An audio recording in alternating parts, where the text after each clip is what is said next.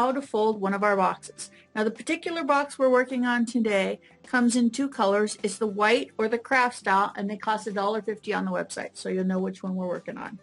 Now here is both boxes, one in white, one in craft color, and this is the unfolded. And here's a sample of the folded craft color. They're both the exact same box, so we're only going to do this one video. So here's also the white one. Let's unfold it.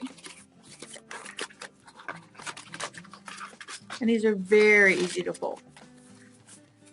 Here it is, just like, make it so you can see it, just like this one.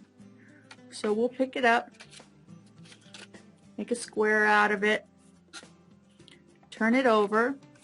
Now the first thing we want to do is fold down the bigger side.